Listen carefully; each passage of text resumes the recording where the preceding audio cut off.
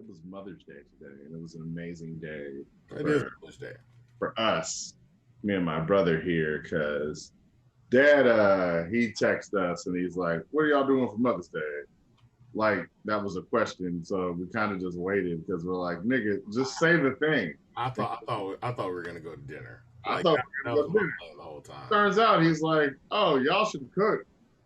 Okay. All right. So we're like, cool. That's fine. So he's like, y'all should like, what should we do? So I'm like texting in there. I'm like, yo, me and my brother and my dad got a group chat. So we're like, I was like, yo, what's your favorite dishes? Like seafood, all this other stuff. So we decided on like a seafood pasta. And I was like, obviously Devon should cook that. So he could cook because I'm a terrible cook. You want to know how bad of a cook I am? We went to a restaurant. I won't name this restaurant, but it's a terrible restaurant. It's where And they it's I where can it's give at. you a hint. You said what?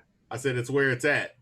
Yeah, it's where it's at. That's the name of it. Where it's at. So they keep winning for macaroni, and I was like, I tried their macaroni, and I was like, I could do better than this, and I'm a terrible cook. So this is when I really found out. I got their baked chicken, and I tried their baked chicken, and I go, this tastes like mine. Wow, this is how bad I really am. So, needless to say, Devon was going to cook this meal. And I'm supposed to make the sides. So I get to my parents' house.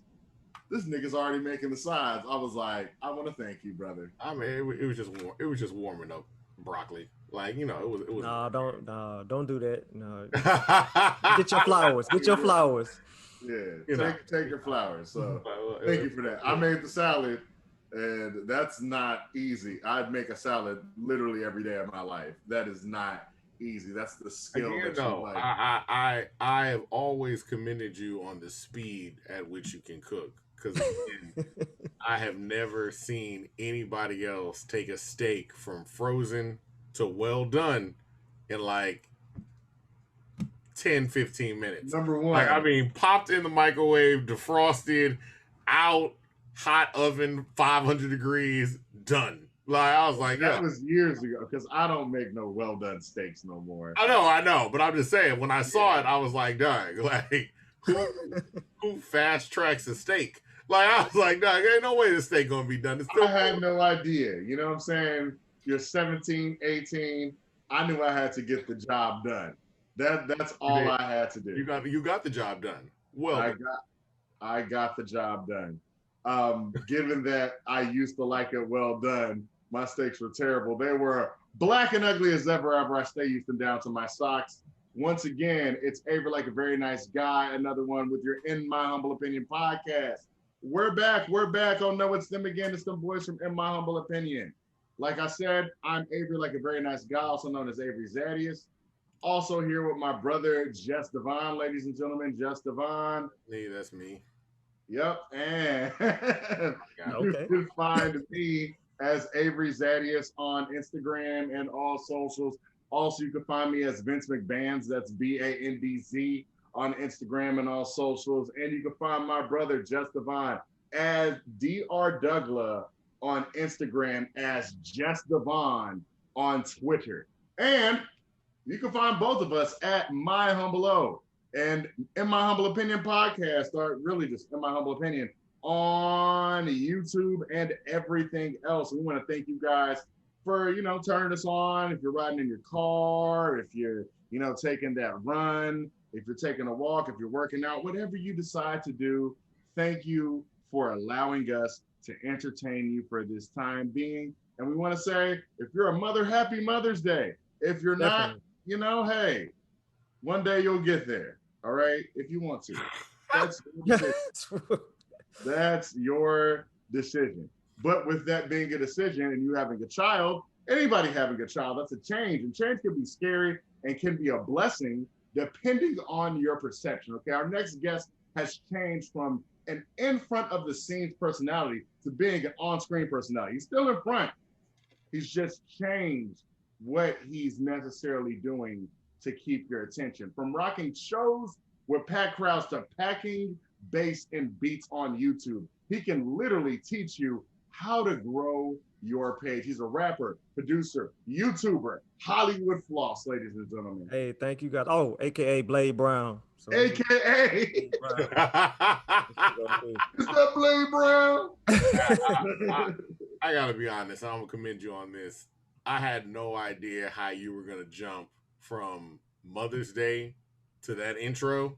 Hey, I had no clue. He was like, "Yo, people that ain't mothers, it might be a change." And I was like, "Where?" I said, "Where are we going from here?" I don't even know how we're gonna get out of this one. That was a good segue. Floss. Oh, wait, hold on. Before we get started, just to spill the beans, these two niggas is friends in real life. Friends. We're not just friends. We're co-workers. We're friends. Yeah, we're co-workers too. But no. This is one thing that I just saw. I go, what is that in the corner? Oh, I get it. Those are Funko. Those are Funko Pops. I was about to ask him which ones he got.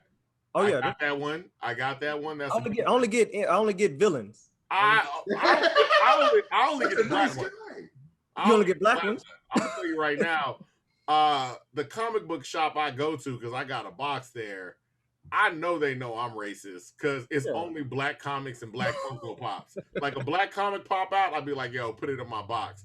If a comic get too white, I'd be like, nah, take that out. Like I ain't here for no white superheroes. All I'm saying is, I'm sorry. I grew up on them. I've seen enough of them. So I was like, they was like, you want to put the new Spider-Man in the box? I was like, nah. Then Miles Morales came around. I'm like, hey man, put them Spider-Mans.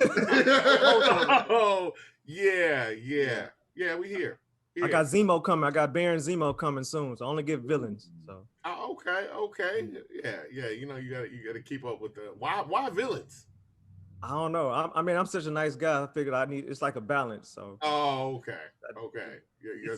That's how I live through the villains. Your toys broadcast the danger. Yeah. Now, what you do for Mother's? I was gonna say Valentine's Day, Mother's Day. Man, I was just shooting out texts. Man, my parents get grumpy when we celebrate holidays. My parents are weird. God bless them. They did a wonderful job with me and my sister, but if we give them if we show any kind of like gift or anything, they kind of like, nah, man, they turn into a villain. So it's just like, hey, shoot us a text, give us a hug, and peace out. It's like, you can't show no love in the family. Are y'all Jehovah's Witnesses? No, not at all. Not at all. They just don't like, hey man, I'm thinking about getting you a gift. Man, you bet not. Like it's a war. Like it's seriously like you cannot give people a gift in the family. So it's weird. It's very weird. Now I'll take gifts, but my parents they don't take gifts like that. Our mom takes gifts. Our dad isn't anti-gift, but he is very much like your gift really wasn't that good. So like he'll do that. Like it's like, oh, you got me a tie that I'm not gonna wear. That's cool. Thank you. Exactly. More socks. Yeah. He used to do the thing where he just like put it to the side, but now he just be like, gift receipt. I'm like, okay. You gotta. All right. That's cool. He's like Julius off the Chris Rock show. You gotta knock out a bill. You gotta. Yeah, you gotta do something. Yeah, exactly. Knock out a bill. I'm gonna tell you though. I realize it's because he's very particular about his clothes, and that was more. Our dad came downstairs in the crispest, whitest, like short and shirt set. And I tell people this all the time. Like we were at a Juneteenth picnic one time. I think my dad, he's a lawyer, but he was supposed to be like own a laundromat. Like I think that was his calling. Yeah, he missed his calling. He popped out, and this was in the 2000s. I don't know if it was 5, 6, 7, 8. It really don't matter. Just know it was in the 2000s. He went into his car when we got up to the little Juneteenth picnic and popped out a shirt and popped it out a plastic bag. And I was like, oh, my man bought like a Juneteenth shirt. And it said Juneteenth 1983, like across it. And I was like, my man bought like a throwback Juneteenth shirt? And he was like, no, this is from 1983. But when I tell you it was the white, like it looked like he just bought it. I was like, no, I said, I don't know how you did that or why you even kept up with that, No but game. I think you make an excellent laundromat owner. I don't know what you call it. Hey, Keep in mind, I was born in 1984. This man has kept up with this shirt since before I was Before he born. was born. He's taking better care of this shirt than he took care of me. It's a hey, joke. No, no, that's just no. my parent generation. They built like that. They weird. Yeah, They weird like yeah, that. yeah, super weird. But I could use some yo, let's not exchange gifts type thing. I kind of like that energy. Like it's like, yo, just stay I'm home. telling you, I'll man. do. You bet not get a gift for Christmas. They gonna look at you like you stole out of I they like that. out their bank account. Like Yeah. it's. Huh. I'm Huh. not mad at it. It saves some I'm money, about to you say. know. I'm about to say. Mhm. I'm about to say. You get to save money. Maybe they're like, oh, I Yeah. want. I want to see my son shining. I want my kids to shine. Like you ain't got to spend that little bread on me. You ain't got to do that. I'm not gonna knock Exactly. him for that. So, Floss, we had you out here. Like we have had you on the show before. You've been on here with Hash. You've been on Mm-hmm. here with Kid the Kid, Great. Kid the You know what Great. I'm Yep. saying? Uh, you made a shift over the last say year, Mhm. I guess 2 to 3 years. Yeah, I guess two two to to three three years. Yeah. years, a year and a half, Yeah. 2 years, 3 years. You've shifted from rapping over into production. Like, were you always into production before? I was. That's how I started. Like I was interested in making beats, but I had to be around Kid and the people growing up. You had to do something, and there was a way to hang. All of my cousins rapped. They was all started from the get go.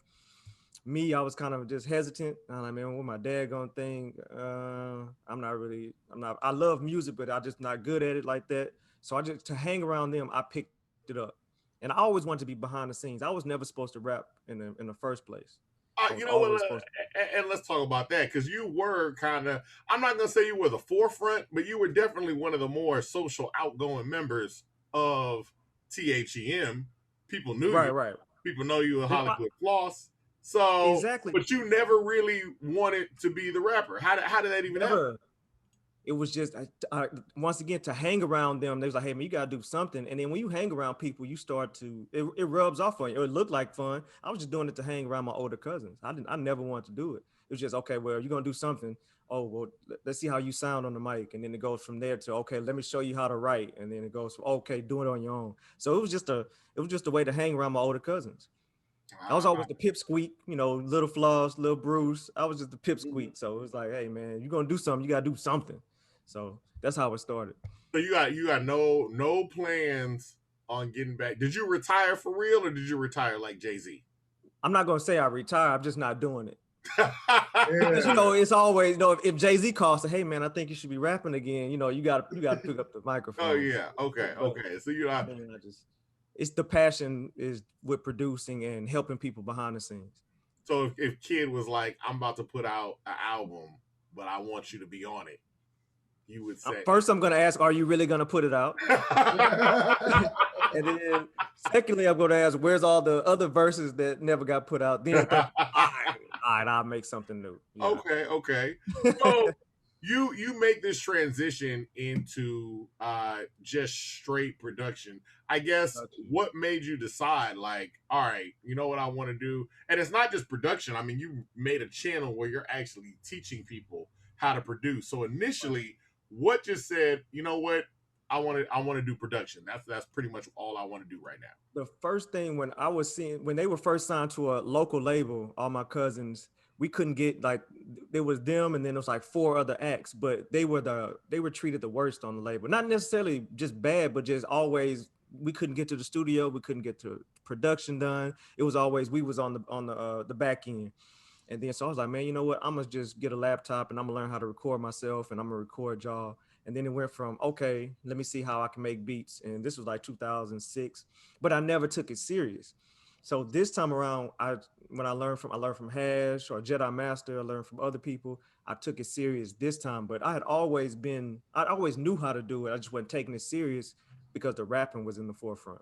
So it was just like, man, I can always get beats from Chris Rockaway, from Jedi, but I only started to learn how to engineer and make beats because I saw that my cousins were on the back end. So I was like, well, let me help us out and get our own equipment. So that's kind of the gap that it fills in from rapping to production.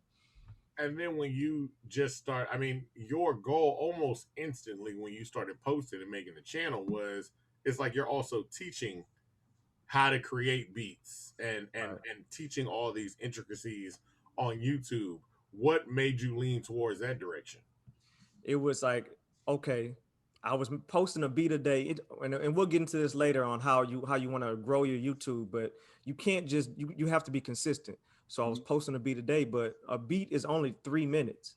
And for YouTube, if you don't know, you need 1,000 subscribers and 4,000 watch hours. The 1,000 subscribers is not hard.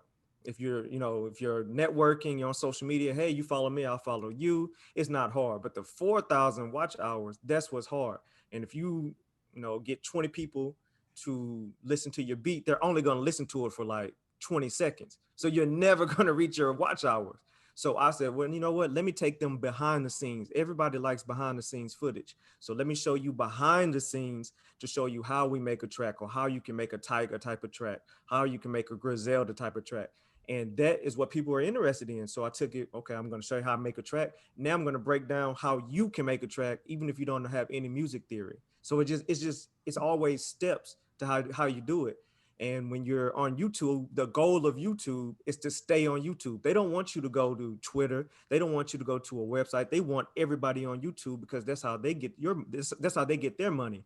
So a behind the scenes footage, 8 to 10 minutes, someone will look at that instead of 20 seconds, they'll look at that for like 3 to 4 minutes. And that's how your watch time starts to grow. But we'll talk about watch time as we go on. But that's exactly how you want to go from teaching, just posting your music, to actually teaching you how to make music. Ah. And then the other thing too about that too is like, is it solely on YouTube? Because there are beat at like what is Beat Stars? Uh, Beat yeah. BeatStars is a website, a selling marketplace for producers and rappers. So it takes out the middleman, and the rappers can go straight to the website and pick a beat. So they can type in, "Oh, I want a Adele type of beat," and there's someone on there who specializes in just Adele type beats. So it basically is great if you have like 11 tracks and you need one more track, and you're like, man, I need like a sad emotional track. You can go to BeatStars, type in sad emotional, and see all the sad emotional beats, and then put that on your album. And it's also where Little Nas X got Old Town Country Road. He got it from BeatStars. Oh, really? Yeah, he bought it for $30 just a lease. And when it picked up traction, he had to go back and negotiate a contract to get the full exclusive. He got it from BeatStars. So when you talk about like and like you said, it was just a lease. Like talk about that. So you can lease out beats, you can buy beats Right. outright. This is all on BeatStars. What's the big difference between the two? Okay, so a lease, me, you, if we all decide to, let's say we all start beefing with each other, we all ops, me, you, hey, we all just hate each other. Well, you can go buy a lease of a track, and then okay, you can buy it for $20, MP3, Wave, maybe $50 because of higher quality. You can buy the same track and diss me on it, then I can buy it and diss you two on it. It's a lease. It keeps on going. As many people can buy it as possible. There is no Exclusivity. stopping. You just keep on buying the lease over and over. No one owns it outright except for the producer. And then you have exclusive where only one person can buy it, but of course it costs more money. It maybe costs like $500 to $1,000. He bought one. That Old Town Country Road beat. Not only was it a sample, he bought it, but people had already bought that beat before, but no one had made it a hit. He just happened to lease it, make it a hit, and then he went back and bought the exclusive license. And so like what happens with that? I mean, for the people that bought it before, I mean, Oh, Old they Town Road was out there with a bunch of people doing it, and right. Little Nas X gets popular with it. What happens with the other people that have already leased out? They get to keep whatever they made because they have the contract to say they bought it on this date, right? But Mhm. they can no longer copyright claim it. They can no longer resell it or anything like that. They Oh, just okay. have to they can only stream it, and then it Ah, limits the amount of streams the amount of profit they can get off their streams. But all of the production credit goes to the producer. Now, when it's exclusively sold, Old Town Road is half and half. Now, from that date that it got exclusively sold, it's publishing half and half between Little Nas X or whoever bought it and the producer. Mm. You know how But everybody before that, they got lucky, you know, but they don't get any real money off of it. and how much? I mean, you were saying like a lease could be like $20, $30. That's MP3. That's the lowest quality. Yeah.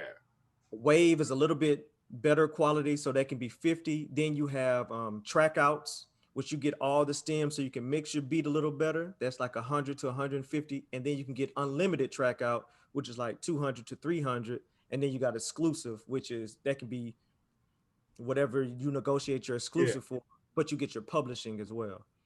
But theoretically, Lil Nas X could have bought this beat for like $50, lease the beat for $50, and then it becomes a hit and starts selling, and then he's got to renegotiate. I don't know how much money he made off of Old Town Road, but he's made. I think it went diamond, give or take. If his paperwork is in order and he wasn't signed to too many people, he's made anywhere from 2 to 3 million off of it. Woo. Off of a leased beat. Off of a leased $30. Off of, but he had to go back. See, when he went to go buy it again, he had to pay up because he had to renegotiate. He didn't believe in himself, so he had to go break off the producer maybe $10,000. Where if he would have just brought it up front, it might have been $500. Yeah, and the producer got back in publishing, so the producer might have made $1 million, and he might have made $2 to $3 million, or the label. Still, it all started from $30. $30. So you ain't got to go out to the club every night. Take your $30, invest in yourself, and buy a beat from Hollywood Floss. And make some Christian shoes. Don't make no anarchy shoe. Don't make no Christian shoes or something.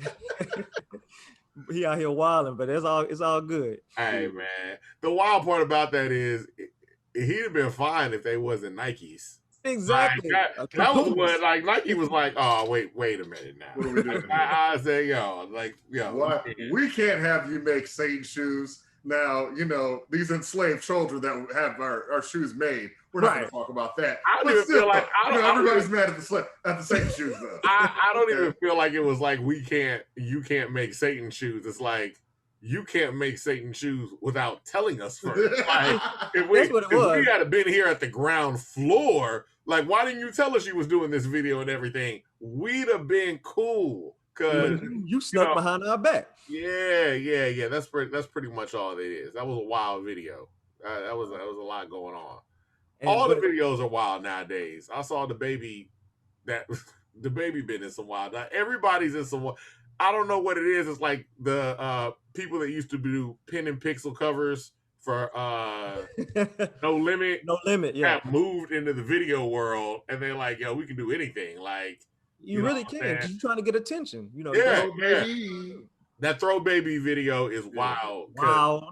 It's just a wild video. Because I was like, dog, he's skiing down this. Like, I was like, dog, are y'all really skiing on? Exactly. Nobody's skiing on Throw Baby. You know what I'm saying? I'm like, dog, this really? Okay. But you got to understand, like the thumbnail, that's a big part of YouTube as well. The thumbnail is what grabs people in, and a lot of people go viral just off the thumbnail. Like you see somebody, oh, he's sniffing crack, or oh, he's skiing down something, just by the picture and the thumbnail. Let me watch. And YouTube's algorithm is set up where if people click on it, you're going to get suggested. The more people click on your videos, you get suggested to other people. It's a wild algorithm, but it works for them, and that's how people go viral. And that's also why we wanted, because if you go to your page and you scroll all the way back down to the bottom video, it'd be like there are videos from like 7 years ago. There are videos from 7 years ago where you were still rapping, so it's like, oh, you got old videos. Then, like 2 years ago, there will be like this style beat, and it might have 11 views, or it might have 100 views, or something like that. And then gradually, as you get up to today, you got videos with 2,000 views, 300 views, 3,000 views, 4,000 views, 500 views. Like it's just varying. So when you were going about, before we even get into that, what was the first beat that you put up that you were like, oh, this actually got some kind of reaction? Oh, a Slim Thug, Sauce Walker type of beat. Mm. Okay. Okay. That was the first one that was like, maybe I should take this serious. It was Oh, A Slim Thug, Sauce Walker. It was around the time Too Legit to Quit came out. Too Legit to Quit It, where Sauce Walker came out. So I made a beat like that. So this might have been 16, 17, but I wasn't taking it serious. And then 2 years or in 2019, when I started taking it serious, I was like, dang, this beat, I didn't even I had stopped, looking at it. This beat had like 4,000 views. Like, well, how did it have so many views? So let me try to duplicate that again. Of course, when you try to duplicate it, it doesn't work unless you're consistent. So now everyone's moved on from Sauce Walker type of beats to the Baby type of beats or Gunna type of beats, whatever is new at the time. yeah. Now, that 4,000 is that seeing that 4,000, is that what made you start to take making beats online more serious? 100%, because I didn't know it was that many views. When I logged back in and saw that, I had forgot about that. When I logged back in and saw that, I was like, oh shit, okay, the beat was trash anyway. So I could do this again. I could do this again. I could duplicate this. Because at a certain point, you just said like, "Yo, I am going to post a beat every day. Every day, I'm gonna make a beat and post it, whether it's trash or I feel good about it every day." And the science behind that is, I sold a beat last night, and it's no way this beat should have sold. I'm gonna be honest with you. I'm be honest with you guys, man. Ain't no way this beat should have sold to anybody that's sane. It's like, no way this beat should have sold. And it was somebody shout out to Idaho, because somebody in Idaho bought this beat. So I don't know if they rapping like Tech 9 on this beat, or I don't know what they're gonna do with this beat. Could be. You never know. Whatever. I'm not mad. Shout out to you. But I've noticed that the beats that you think are not gonna sell, or the beats that you think are incredible, nobody likes. Let me get close. Nobody likes. I understand. That and the beats that you think are horrible, they sell like hotcakes. And I don't know what it is about it. I can't figure it out. And if you can't figure out, you're Pharrell or Dr. Dre, because nobody else can figure this out.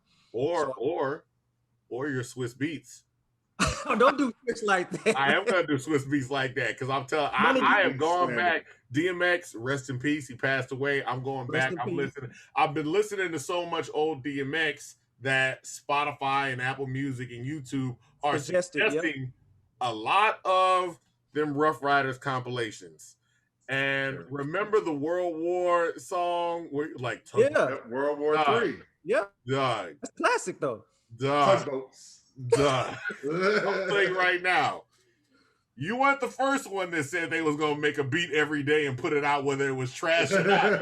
Swiss said, "Hey, dog, I don't care what y'all say. The beats a party up. Put Scarface on it. I don't care. Like, somebody gonna listen to it." All I'm saying is the beats a party up though. I've always been like, what was that? There's a few studio sessions I wish I could fight everybody in. How do you get DMX on Party Up? How did that's what I want to know.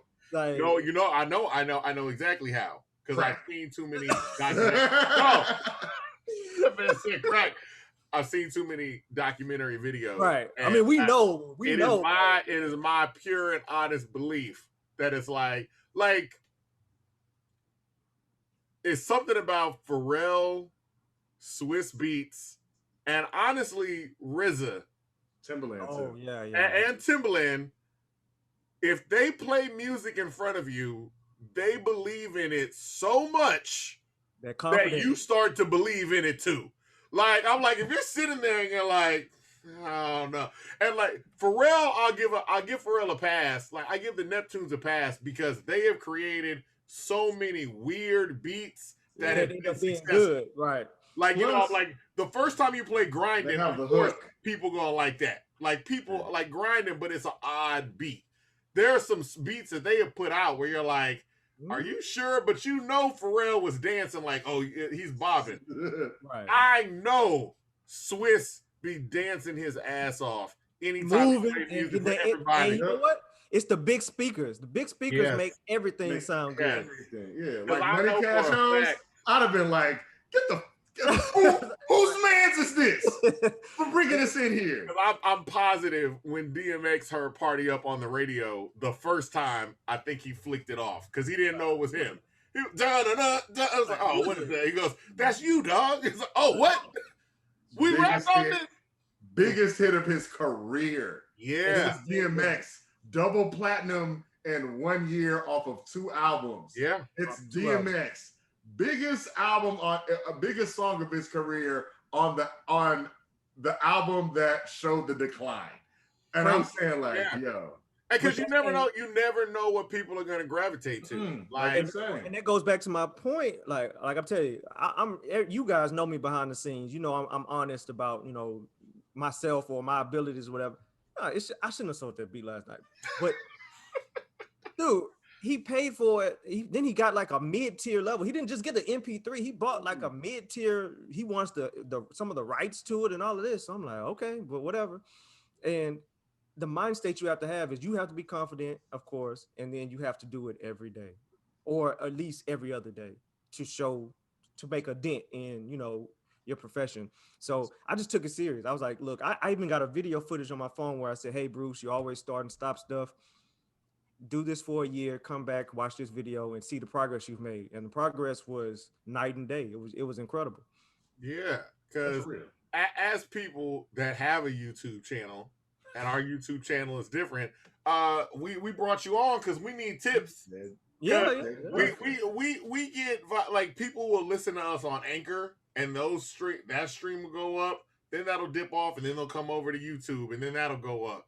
Then all of a sudden they're watching us on Instagram. That goes up, then that dips down. Like it always shifts. But in terms of keeping with YouTube, what are like different tips and things like that you could suggest to be like, yo, this will help you get your YouTube count up? The first 2 things that I tell people, if they want to do consultation or whatever, I say 2 things: your thumbnail, and you have to have like a catchphrase. So you listen to the interview that you guys are doing, and then you pick. Blade Brown is now a producer, and then like, okay, so now you're getting the audience to look at it. Wait, hold on, what are you talking about? Blade Brown is now a producer. About the dude from Class Act, he is now a producer. So it's always about the thumbnail, because we are visual people. So you gotta have a nice thumbnail. It has to be clean, but something that interests you, that you would want to click on, like a movie trailer. And then your title has to be kind of like clickbait, but good clickbait. You don't want to say Donald Trump is, you want to have some good clickbait that relates to what we talked about. So you're going to dissect what we talk about, or anybody you interviewed in the next couple of weeks, and then you're going to take it and you're going to make good clickbait with what they're using. And that's the first 2 steps, where even if the interview is trash or whatever, you have a good thumbnail where people can click on visually, and then you have clickbait so they're interested, because we're dramatic people. We like gossip. So that's what rules YouTube. That is true. That makes so much sense. You know how many trash interviews I've watched for 30 seconds at the end, to where that thumbnail was like, such and such wrote songs for Eminem. And I watched the whole thing. And then in the end, it was like, yeah, so when he was 7, he recorded a song and I wrote it. And you're like, what? That's what you got to do.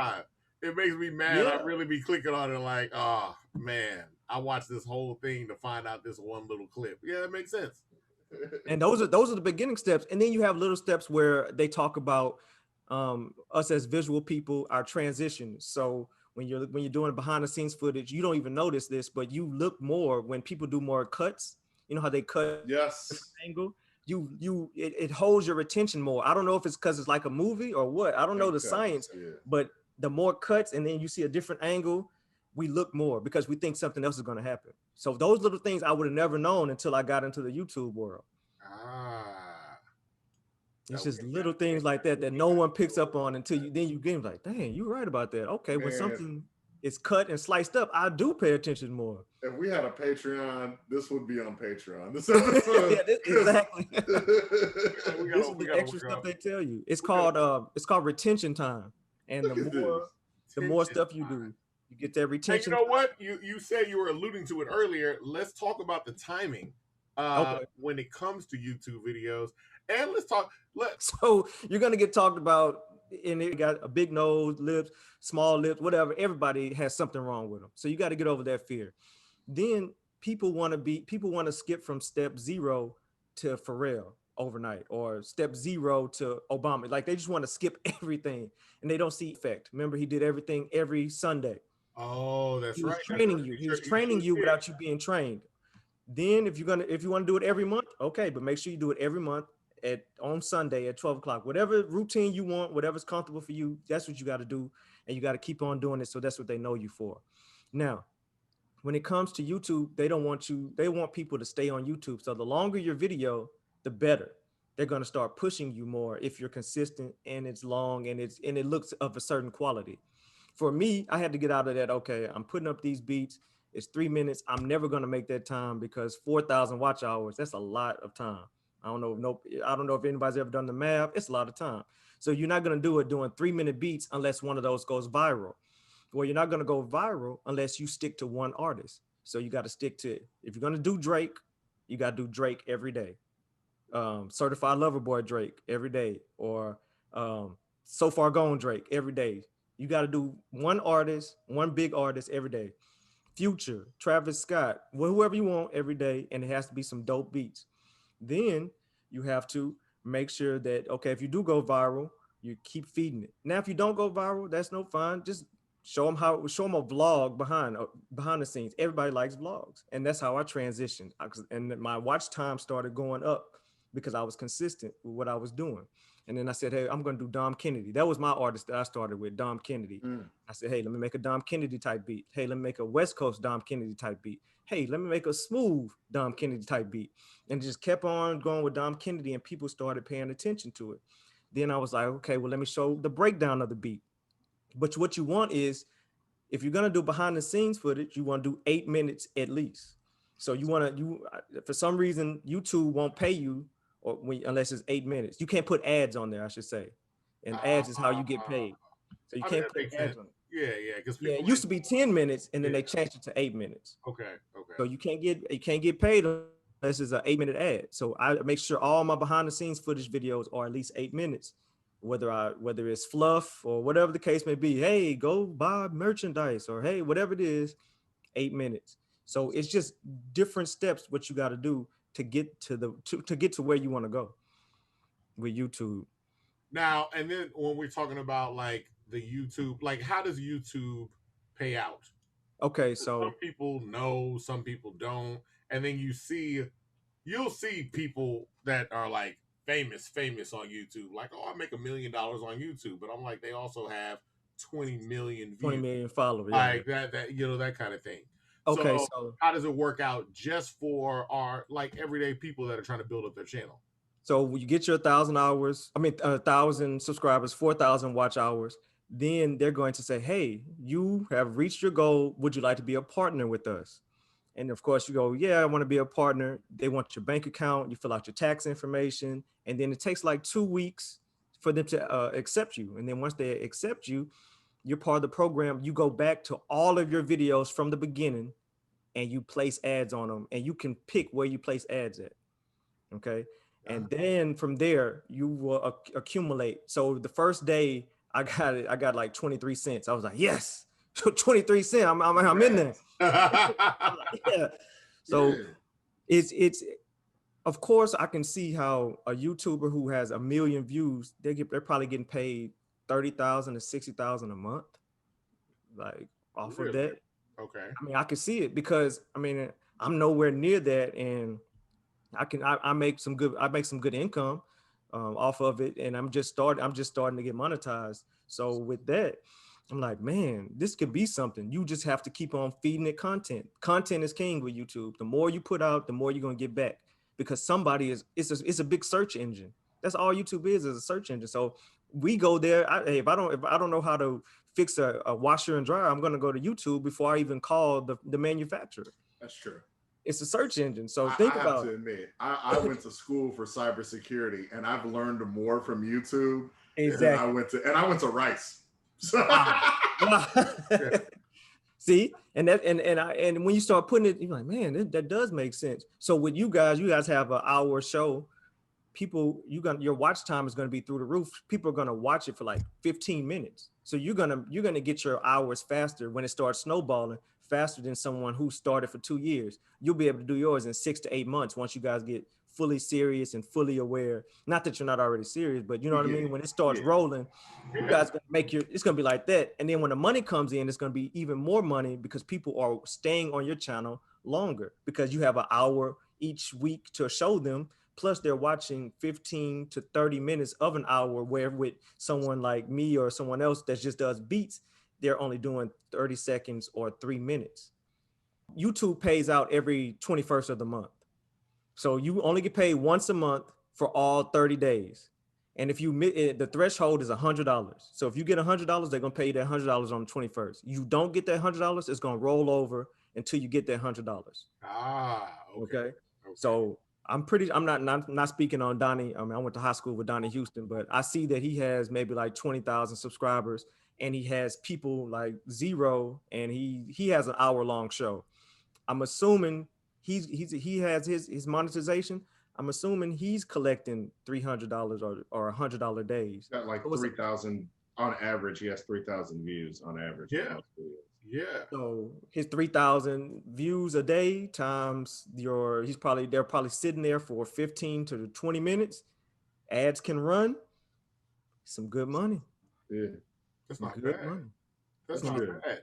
And is that why you also, because I said I noticed also in your tutorials, it's not just, hey, YNF Lucci type beat. It's also, let me show you how to use this output, or let me show you how to use this particular program.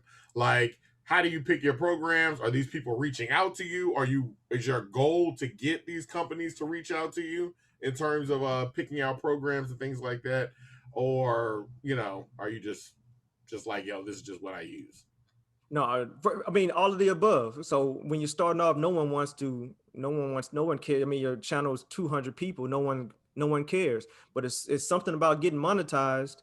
And then all of a sudden people care. It's a weird, or the rich get richer, right? So I've had it where these are products that I use and I swear by them. And then I've had companies, not anybody big, but small companies reach out and say, hey, we love the video. And I'm like, you do? I just was just rambling on. Like, this is, you do? Yeah, we really do. We want to sponsor you. We'll give you the product for free. We'll give you a license to use it for a year. And we just want you to talk about it, good or bad. Now, in some contracts, you can't talk bad about the person. They say, hey, we'll give it to you free, but you can't talk bad. You just got to find all the good points. I've had that happen. Really? Yeah, it's like they say, hey, we'll let you use our product for free, but you can't talk bad about us. And those are kind of weird because, like, man, I want to be true to my audience. But then this product is like $700. Let me go home. Let me, Let's go with the positive. That's what your biggest company that has reached out to me is pretty good. It's called a Producer R&B, and he was up front. He was like, hey, we like what you're doing. We're going to give you this and lifetime updates, but give us your honest feedback. And they allowed me to be me. I could go in and say, hey, you need to change this to get more sales, and you need to do this. And from that, you get ad revenue. You get ad revenue, but you also give what's it called, affiliate links. So I put their link and I have a special code. You use my code, then I will get a percentage of that. So that's another way to get paid on YouTube, affiliate links. So you guys, my humble opinion, y'all might do. I know you've seen the ads for Manscaped. Let's say Manscaped wants to be with you guys. They would pay you the upfront $500 plus free Manscaped supplies, or they would say, hey, we'll just give you affiliate links. So anybody who clicks this link, my humble lower link, then we'll give you back end money. So there's all types of ways to get paid besides ad revenue. Because see, right now, the only people that are in our DMs are people that obviously haven't watched anything, just saw some numbers, and were like, oh, like YouTube should help us sell this lingerie. I was like, I don't know if this will be a good fit. Hey, I don't know. Like, I'll get this. Or, just scammers. Like, I'm going to take this moment out now. Day traders, we're good. Like, I don't know what to tell you. Like, Bitcoiners, day traders, Dodge coiners, I get it. More power to you. Yeah, we're good. We're not going to do it. That's about it. I'm good. but you do get like those companies that initially, I mean, I figure the same thing kind of happened with you, where it's initially it's like you get companies that are just like, hey, I see some numbers, so I'm just gonna reach out, you know what I mean, and just throw Right. stuff at you. But uh when did you start to see, I guess at what point during that, you know, since you started the process, where you started to see like, oh, this is starting to get legitimate? October or November last year, 2020. Okay. You Oh, see, okay. because when I started in 2019, but it wasn't taking off. It was just like I was bumping my head. But then when the pandemic hit, that was, of course, it's COVID. It's just not the best thing to happen to us. But for content creator, it was the best thing to happen to me, because Mm-hmm. that's when the numbers started rising, and I started seeing, okay, this is what you do. I started doing everything right, and but the people reaching out, I would say October, November 2020. Oh, okay. Mm. Okay. And I guess the other thing too is, since you always do, and a lot of your posts are this style beat, or you know, mimic, like you were saying, like a Dom Kennedy beat or something like that. Is it your goal to ever go into production like, yeah, that's a Dom Kennedy beat and this is a Hollywood Floss style beat? Or Mhm. do you just like showing people how to create these different types of sounds?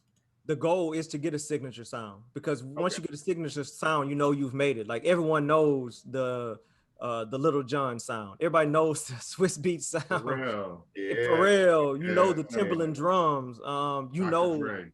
Dr. Dre, exactly. So of course that's the Oh, goal. wait. I'm gonna push back on you. Everybody doesn't know the Swiss Beat sound. Swiss What? Beats just talks on his beats. Like, that's how we You know. don't I'm gonna know. tell you right now. You know the No, Swiss no. beat You No, sound. know no, no. It's a early Swiss Beat 2/4 beat. sounds. The Swiss Beats has like A three whistle? You different get a eras. whistle? It's a There's a 2/4 whistle. time. There's a Hey, whistle. Exactly. hey, hey, hey, Yeah, hey, you know hey. Swiss He Okay, you're Beat. moved right. like this. Hey, hey, you see his dance? Right. That's the way he moved. That's why his beats sound like The that. sounds are kind of Boom, boom, boom, thin. boom. Tugboats. Who? Tugboat. Like, that's what I'm saying. Swiss Beats makes a whole lot of different. The more popular stuff I get is Catch It Out, but Swiss throws a lot out. Like, I'm a big RZA fan. I'm a huge RZA fan. Okay. Like, I'm a huge, like, I own the Gravediggers album. Like, Oh, I'm Yeah, that you really RZA do. fan. It's just wow. me and his grandma. Like, that's it. You Like, really we That's don't do it. know own anything that about album. that. RZA has made some truly incredible beats, like that are like, you know, that define hip hop. And RZA has also done some stuff like I'm like, that. What? You meant the Bobby Digital album. The Bobby Digital album? When, 1 and 2. if you did you watch the Hulu Wu-Tang show? I didn't get to watch it. No, I didn't watch it. There's a scene where he gets mad and he goes out into a hallway and he starts banging a pipe on another pipe. And somehow he starts making a beat, and then that's what he ends up recording. And I'm not gonna lie to you, I was like, yeah, that was on that Gravediggers album. Like, I'm gonna tell you right now, like, That shouldn't have been put out. there were points where, like, when Ghostface and them were like, hey, no, we don't want RZA producing like everything. I was like, no, I get it. I Because get it. I definitely get it. I get it. Yeah, that brings us full circle to like how Bruce just said, yeah, I should have sold that beat. But you know, I'm telling you. God knows, hey, God knows my heart. I shouldn't have sold that beat. And there's gonna be an Idaho rapper that pops out and gets popular on some. Yeah. People are gonna be like, "What is that?" a And Ranga Banger. all it takes is a little changeover, and then Hey. you know, let that beat pop up on TikTok and get number one. Look, Hollywood gonna go Hollywood. Yeah. I'm wearing sunshades inside the building. Yes. So, look, Now, I mean, speaking of like, have you moved to any other distribution platforms? Like, have you dabbled into TikToks and right. other, I don't know, any other beat ones or anything like that? So what I do now is, since you get paid off of streaming, anytime I upload a beat to BeatStars, if it's really good, or the ones that I really think I like, and our generation, whether it's sample or it just sounds good, I go through DistroKid. And DistroKid is my distribution for independent artists, where you upload and it goes straight to Spotify, Twitch, TikTok, Triller, and all of that. and they pay you. So, I mean, of course, it didn't a lot, but you know, they pay you. So I upload my beat tapes and my beat instrumentals through DistroKid, and then DistroKid sends it out to YouTube, TikTok, and other platforms, so I can get paid if it does go viral. Oh, okay, okay. I guess that's kind of like because we use Anchor, Yeah, so yeah. Anchor is just like Anchor puts us on all our stuff for they podcast. have United Masters, Anchor, DistroKid. I just use DistroKid. It's no difference. They all do the same job. I'm just fond of DistroKid because that's the one I've been on the longest. Ah, Yeah, so but I mean, I'm gonna tell rappers this: rappers, not just producers, rappers, upload your songs. You should be making a song a week, and you should upload it to Spotify, just like Russ did, because you Mm. get paid off of that. You know, whether it's 300 streams or 3 million streams, you're getting paid. You want this money. It's just free money. And if you don't, if it's sitting on your computer hard drive, you can't get paid. yeah, yeah. So, you And know, Russ talks about that a lot because I mean, it's not that. And I'm one of those people. I think Russ is real talented. Like I know no, people, no, a no. lot of I would people say don't like I, him. I when think Russ is great. I think Russ is talented too. when I was shout out to Two Dope Boys, because when I was rapping and I was doing trying to do a song every 2 weeks, I used to see Russ, and Russ was what motivated me. And this was like 2012, I want to say. He was cussing out Two Dope Boys, and he was like, "Man, y'all better post me." And he was using that tactic, and then he showed and proved. So I was there. I would say I won't, I'm on neck and neck, but neck and neck with Russ. He would post something that would motivate me to post something to get on Two Dope Boys. He just outworked me and everybody else, and he got there. But shout out to Russ. I was there from the beginning. He's not an industry plant. I remember seeing him on Two Dope Boys when I was on Two Dope Boys long time ago. And that's one of my biggest things too. Like I'm like he's definitely put in the work, and it takes a lot for me to big up non-melanated rappers. But I mean, he's just one of those people where I was like he put there. I think he also shows that dividing line and that changeover point between there's gonna come a point where you're just releasing content just to release content, Mm-hmm. almost like that's the practice, and then there's a flip where it's like, all right, all the by and large, the majority of my content is gonna be quality at this point because I put in so much work releasing all this stuff, and I've learned from that. Right. And with the algorithm, think of Instagram. The more you post, or if you, let's say you do 3 posts a day, morning, noon, and night, and you separate them, then more people, obviously your reach is going to grow. Well, same with YouTube, same with any other thing. When you're not known, you have to put out work, and then you can start doing the quality over quantity. But people have to know you. This, Yeah. this is the generation where J. Cole just dropped a song and no one's talking about it on Sunday. He just dropped the song Thursday. No. You all right? You all right? Because I didn't know if he dropped a song or You talking about the the interlude? whole album. Yeah, the interlude. Yeah. That was Thursday. It's That two. was Thursday. Like, that You was know what? You know what was wild though? Because he dropped it on Thursday, and somebody had retweeted. It's a popular tweet, but it was this girl that was like, "Hey man, it's Friday. I ain't trying to hear no J. Cole." And Yeah, I that's the know. first one I saw. Like when J. Cole drops, I either look to her or I forget the dude, the young Bernie Mac dude. Who's that dude? Oh, RDC World One. Mark RDC Phillips. World, they're just like a comedy troupe. But they have that whole bit about, because they're really big fans of J. Cole. So I always look at them and see whether they're going to post something funny or not. And, But yeah, and they you're right. and 2 days later, we're not listening to that song You're until right. the album comes back. So Algorithms. the algorithm, man, you got to play the hand. Like, I reach out to people on Twitter. I have and I let people know this.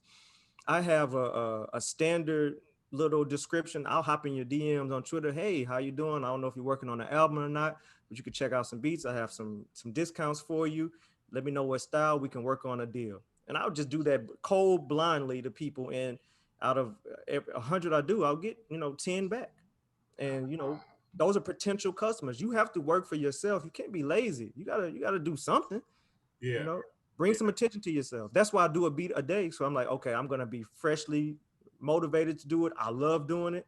And this beat could be the one that gets me out of my situation. Not that I'm in a bad situation, just this can be the beat that gets me Hollywood to Hollywood. This is Like the beat you sold last night. Like the beat, I pray that Tech Nine get the feature on that. I pray that Insane Clown Posse album. You don't even know it. I want Insane Clown Posse on it. That's who I want on it. Yellow Wolf.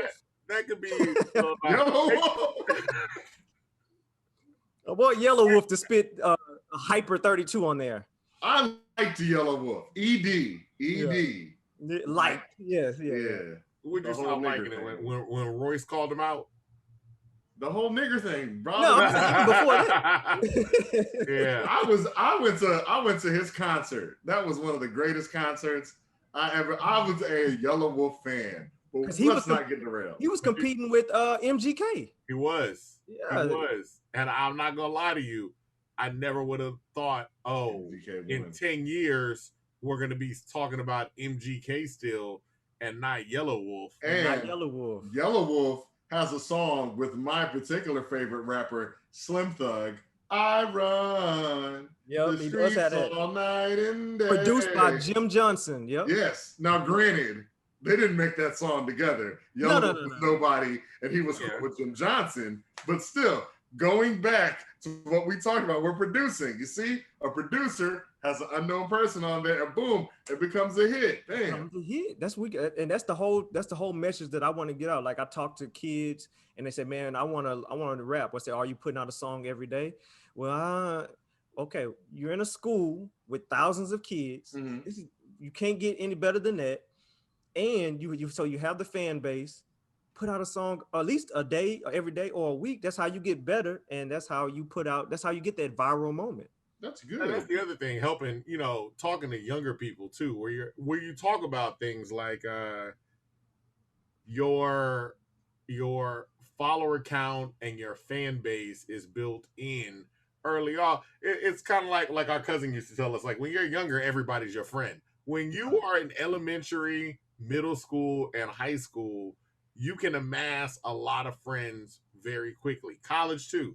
Once you get out of that, trying to connect to people starts to become increasingly difficult. Because I'm gonna tell you right now, and it happens to us.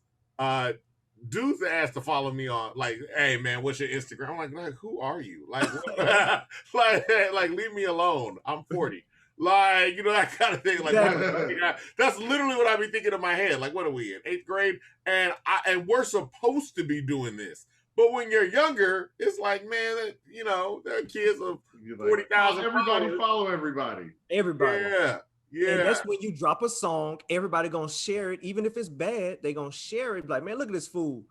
Well, they don't know that you're getting paid behind the scenes because you running up my streams. I don't care if you talk about me.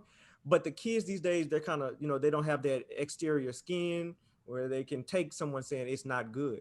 But they should be enjoying that because things go viral like that in 2021. So you get one of those viral. Look at the song with the Mariah Carey song, the Shake It Off song. Oh yeah, that went viral overnight. Like, she about to sue the hell out of them. Yeah, she gonna sue them. But the song is fire. I'm not gonna lie to you. The song is fire though. So I'm not gonna lie. I was like, yeah, this is kind of hot. Yeah. And that's the type of thing that you need. And that's why I every day, good or bad, I'm posting on my BeatStars account, on my Track Train account. I got to get better on my Instagram, but on my YouTube and my BeatStars, I'm posting every day. I'm giving out also another thing. You want to reach out to other creators. You might, as a podcast yourself, you might want to go to another podcast and say, hey, we like your podcast. We should do a dual podcast. Never know what happens. And I do that all the time. People ask for collabs with me. Hey, you have any loops? I'll send over a loop, and the loop is like everything but the drums. So I'll send over a loop I make, like a trap loop for Gucci Man, and then they'll do the drums, and then we've co-done it. They send it out to their audience, I send it out to mine. Now we've collabed on a track. Now, are you still going by the worst producer of all time? Worst producer of all time, Hollywood Floss. We say, welcome back, YouTube. It is Hollywood Floss, the worst producer of all time. Back with another video. In today's video, we're gonna, it's gonna happen. Yeah, because you were telling me somebody was in the comment section like, dog, why do you even call yourself that? Explain to people. I figure if I take that out already, then not only are you paying attention to me, it's just another talking point. My whole thing is to start a discussion on YouTube. I want it to be where we talking on my YouTube channel like it's Twitter, because that's bringing me more followers and subscribers, and YouTube pays attention to that. So it's just another talking point. It's just, I was a marketing major. If I say I'm the best producer of all time, no one gonna pay attention. But I flip it and I say I'm the worst producer of all time. Now you paying. Wait a minute, you're not as bad as you said you were. I know. I have to admit that makes the most sense, because one of my favorite mixtapes is when Joe Budden got off of Def Jam and he did all that stuff. It was Mood Music Volume 1, the worst of Joe Budden. And I'll never forget that, because I go, you called it the worst? That is so clever. So yeah. that's why I do it. Like, you can already get that out the way. Oh man, you're trash. Well, I told you from the get-go I was the worst. Absolutely. Eminem'd him. And it helps too when you're you brought up Joe Budden, and we talked about MGK. I mean, we're in the times now where you can sell or you can make money, and you don't have to be that well known. Like, we brought up MGK. MGK is, to me, not a superstar. He's very well known, but we might be gone past the days of the superstars. There are no. You know what, we were just talking about Mariah Carey. Mariah Carey in like 93, 94, 95, 96 was like off the charts. Mariah Carey. Like, my video is going to play on MTV 24/7. And now there's no MTV. Like, you know what I mean? Like, you know what I'm saying? Like, MGK dropped something and his 300,000 fans know it. Just them. Like, that's it. But that's all he need. They're in their own little cult. Like, Kid Cudi has a cult. MGK has a cult. And he doesn't care about going platinum. It's just those 300,000 people are going to buy it. They're going to buy vinyl. They're going to buy a bracelet. They're going to come to the concert. And he's going to be able to do that again next year. And I mean, even we're talking about, like, I mean, just related to Travis Scott. Travis Scott is on a huge level just coming out of Houston, but even like Les down here. When that store opened, they had a line wrapped around the door, and he drops stuff all the time, and it just is what it is. His fans are going to support. Well, and Les is not he's not Royce the 5'9", but Les is incredible at picking beats. He is incredible. You cannot, even if I can't stand his rapping. I think it's cool to ride to, but his beat picking is incredible. Yeah. Every project, you're gonna get a good 10 tracks that you can ride to, that's what you want. Consistent.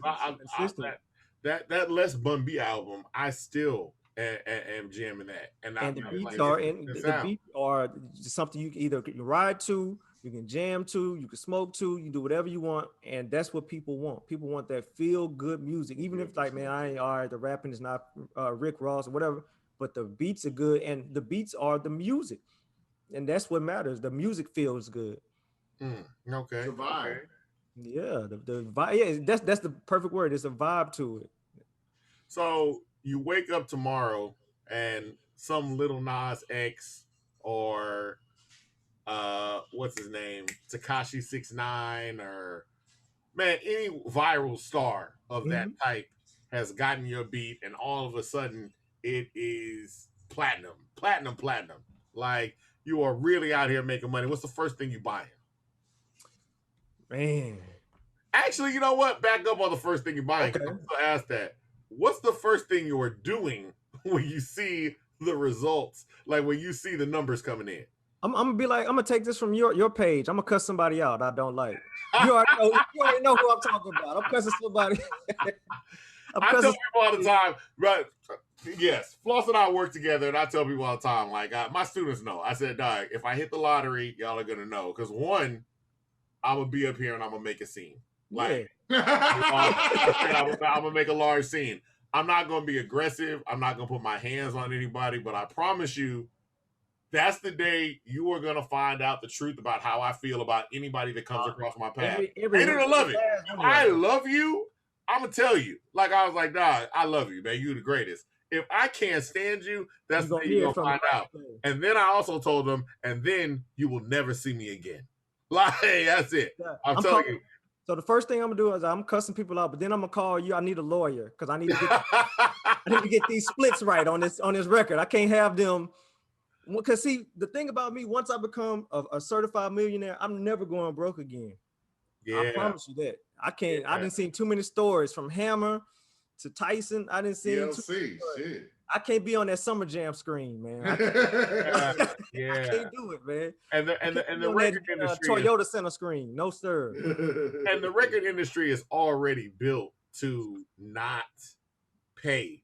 You and I was talking about that Chameleonaire story where Chameleonaire was basically saying like, "Yo, like I remember the lawyers came to me. This is after Riding Dirty. I'm a Grammy Award winner. I got a hot song. It's selling. My album's selling. And the lawyers are like, yeah, you got to pay our fee so we can go get your money." And he's like, "What money?" He's like, "The money that the record company didn't pay you." He's like, "Well, why don't they just pay it to me?" They don't. Like, they're like, "What do you mean they don't?" They just don't. You have to go get the money from them. That they owe to you. Yeah. Which is wild. Like, that's how you know the record company, like the whole industry was built on the mob. Like, it's entirely built on the mob. The contracts don't make sense, especially in today's day and age. Like, Lil Nas X was in his house. You know what I mean? And now he's, you know, you're like, oh, now I got a platinum song, but literally, like, you don't need a record company like that. Nobody's recording on tape. And so, and then once I get the million or whatever the case may be, because it's coming, it's gonna happen. I'm, you know, Avery, we can go to WrestleMania. You know, we're gonna get those tickets. All right, those WrestleMania tickets. I'm gonna get the Lambo. Now I know I'm contradicting myself. I say I ain't gonna be MC Hammer, but these are just little things I'm getting out the way. We're gonna go to WrestleMania. I'm gonna get the Lambo. don't gloss over first off the Lamborghini. That's not buying 8 Lambos is MC Hammer. Okay. Well, also, you know what? I'm one of those people because I know Hammer felt away after the Jay-Z diss. All right, Hammer's not poor. Like, Hammer is actually really, really, really, really rich. So I just feel like if I was Hammer, I would still be flossing. He's just not famous. Like, he's famous too. No, he's just like, you know what it is. There's public eye famous. Like, it's just like from speaking to people, like we talk about. There's what people say and there's what they do. Right. When I pay attention to how people look at things, they'll be like when Diddy wasn't just during the Bad Boy era, when it ended, and Diddy wasn't just out here, people was like, Diddy fell off. Like, he must be broke. And I was like, this nigga has more money than like God. Like, what are we talking about? What are we talking about? He sat down. MC Hammer is like, that's what I mean by like famous. It's just like, he's not like where Jay-Z goes somewhere and they're like, oh my God, you're Jay-Z. I think there are still some parts of the world that MC Hammer could be like, I'm taking this one by myself, guys. Exactly. I'm good. Absolutely. And that's all I need. I don't even want that. I just want currency money. Yeah. That's all I want. Yeah, currency is my blueprint for literally everything. He dresses. We talk about this all the time with currency being consistent. Hey, I might be at 3 million this year. I might be at 1 million this year, but I'm just gonna still get my money. Yeah. And that's pretty much the goal for everything. And I can still walk through the mall and people be like, I would rather be a famous person where people go, is that Devon? Like, I would rather that. Like, they're like, I don't know if that's Devon or if that's like a small shack. Like, I'm not exactly sure.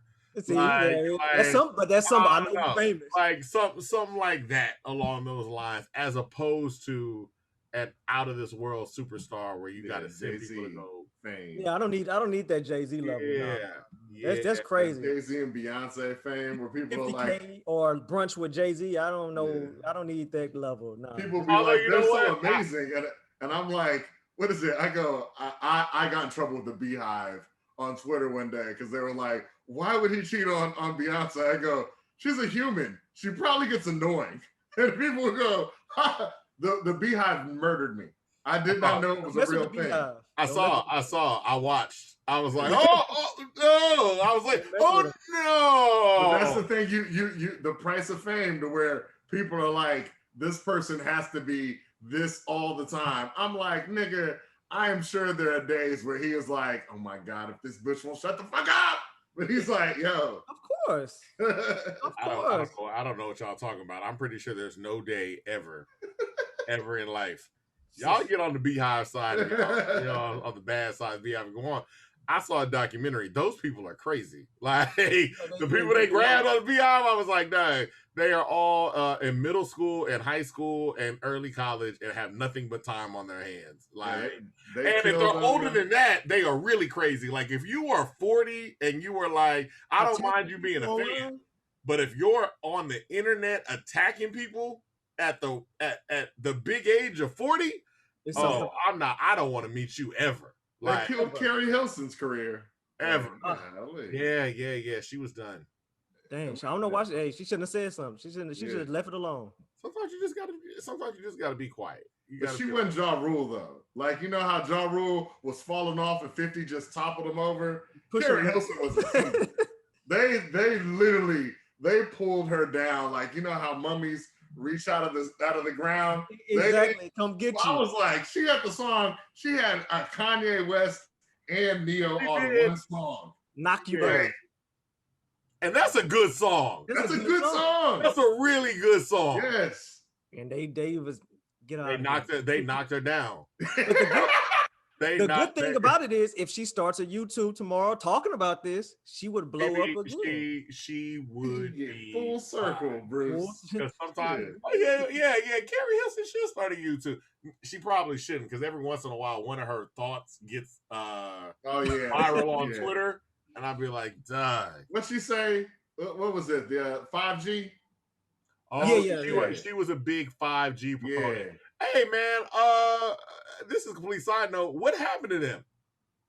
What, the 5G towers? No. What happened to the 5G conspiracy theorists? I mean, it's still out there. They just disappeared. No. This is the thing about we're gonna go too far. This is the thing about conspiracies, though. Are they still out there?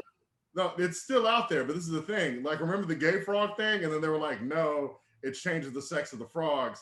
It's still out there. It's just like, it stops hitting people as much, but like a lot of times that's when you find out. I'm sorry.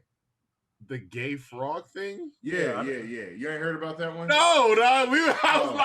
Okay. A lot of times you find out that these conspiracies are based in a lot of truth, and then that's when people just kind of stop talking about it, because it's like, you're insane, and you're like, well, look, nigga, and they're like, this could be a thing. I don't know about 5G towers. All I'm saying is, when it comes to conspiracies, I pray that they're wrong, but I can say about 80% of the conspiracies I found out, there's a lot of truth in it. I can't say that they're right. I'm going to tell people right now, and I'm with you on the truth thing. My whole thing is, and as somebody that works in education, if you don't learn the basis of a lot of stuff, somebody can take a little bit of... Like, every once in a while, I'll see a meme where I saw a thing on the way the moon affects the tides, because, like, the moon is actually pulling on the earth. Mm-hmm. The water on earth is less than the land in terms of density, so if the moon is pulling the water off the earth, you can actually see, like, on a diagram or things like that. We've always taught this. I learned it in school. I teach it now. The amount of people that were like, "Dog." You saw that on my page. I've never... That teaches you in school? Oh, okay. Yeah, I was like... on my page. So you had... And you wrote me a DM like, nigga, we all learned it. Oh, okay. That's why I was like, dang. If you... And that's the thing. I do... My biggest thing, I think the most effective conspiracy theories have that kernel of truth, because at the heart of a conspiracy theory is just somebody trying to figure out something. Like, they're trying to explain something. However, and that's the key. That's a good point. They get led astray. You know what I mean? And you know that's just all that happens. Like Kyrie Irving, the Earth is flat, all of that kind of stuff. See, and it The just flat Earth people. And the thing is, flat Earth ain't a new. It's not a new thing. No. It's always been around. Yeah. But because of YouTube and because of stuff, it has definitely been magnified. okay. Because you can watch. I told you that 1 year in history when some of my students found that flat Earth thing, that watching 4 hours, a 4-hour documentary on flat Earth shows you have real interest in science to me. Like, I'm like, you have an interest in this. It's just, I wouldn't watch 4 hours of nothing. Like, I'm like, I'm like, you watched this whole thing that was like, yo, it was really good. I was like, oh, okay, wow. We had ours though. When we were young, it was oh God. When we were younger, it was the whole Illuminati thing. YouTube first came out. YouTube built itself off Illuminati videos. Off Illuminati and we have a lot. We have a lot of sacrifice. A lot of conspiracies. The human sacrifice. Little Kim had to have her stomach pumped. There was a lot of random stuff that we just thought. God, but you know, when it came, I just gave up when it was just only black people was the ones sacrificing humans, and only black people were. That's when I'm like, you know what? Kanye West, Jay-Z, Michael Shea got a show on HBO Max. It's a skit, like a skit show, and the second episode is about conspiracies because he's like, God, like black people have a belief, and you know, I think he presented it best. It's warranted. Right, it's very difficult, just statistically, for black people to really get ahead in society. So when you see super successful black people, you gotta think, dog, what did they do? And he goes, from black people, we've kind of arrived at two basic points. Either you did a blood sacrifice of your family, or you did some gay stuff. Like that, he goes, there's no in between. He goes, so I know when people see me, and he's like, I'm not even that famous. Like, I'm not famous at all. But people definitely think, like, oh, he probably did a little gay stuff. Yeah. Like, that's just me. Charlemagne is allegedly did the gay stuff. Yeah. Joe Budden has blood sacrifices. Yeah. Like, Diddy got all the sacrifices. Jay-Z got all the sacrifices. Because it's easy to look at somebody's history and be like, well, somebody died. Man, we all know people. Yeah. My biggest thing about it is, like, everybody that got somebody that died. So what about the people that didn't get famous? Like, their family wasn't worth it. Exactly. Oh, you're same. It just don't add up. It just don't add up. And that's what gets me, like, it's only black people who do this gay stuff or who do the blood sacrifice. They never know hard work. They didn't work hard. They not talented. You know what I'm saying? Ask Cat Williams. He'll tell you. Like, you know what I'm saying? There are plenty of people that almost got there. Like, Alligator Man. Skilo sacrificed his grandma and he ain't getting no hit after Wish I Was Taller. Like, you know what I'm saying? Like, nah, I just don't. I don't believe it. Also, I don't know. Well, we gotta ask Jack Freeman because he said the Illuminati contacted him. But I did see that. In his DM. Yeah. Has the Illuminati contacted you, sir? No, you would know. I'm gonna let you know. Hey, we're gonna the Illuminati's contacted me numerous times. I just figured they contacted y'all. No. Man, look, the Illuminati. The only people that contact me right now are day traders. And again, Forex. Stop. Like Forex. I gotta take this. That's where all the wake up now people went. You know who wake up now? They was all waking up and telling you how to get money, and then they all disappeared and they started trading. They all went back to sleep. I get the rappers who say, man, we're gonna blow up together, man. If you just give me this one beat, man, I promise you we're gonna blow up together, man. I feel this is a hit, but I can't pay for the beat, but we can just, I can promo you. And then you go, look, they got 16 followers. You're like, dude, come on now, man. Yeah. But you have leasing options. Exactly. $30. $20. You can demo. Save up your money. It's not. If you can't afford it now, that's not a hard save. Like, that's not. Yeah. I don't know what your budget is, but $5 a month for the next 4 months, you'll be straight. Just work an extra shift. Like, work one extra shift and get your money up, and then just lease out a beat. Or ask somebody for $20 instead of asking. Also, I meant to Hollywood. tell y'all, I need that my humble opinion merch. I got a merch store on my site, on my B store. Oh yeah, we got. I need y'all merch. I need a shirt that say my humble opinion. Yeah, we do need to get into. I need that because you do drop shipping, right? Yeah, so like any logo, this is a logo, Hollywood Floss. That's my Power Ranger logo. I got the Daredevil logo. I just get different Marvel comics or whatever the case may be, comic books, and then so yeah, I definitely I got to get my bar card together because they are. I would definitely wear my humble opinion podcast shirt. No. I'm saying these people are coming for you, dog. Like, yeah. Well, Bandai ain't. Like, who owns the power? Like, I'm like, come on now. Did they? Yeah, Bandai's owned by a big conglomerate at this point. Really?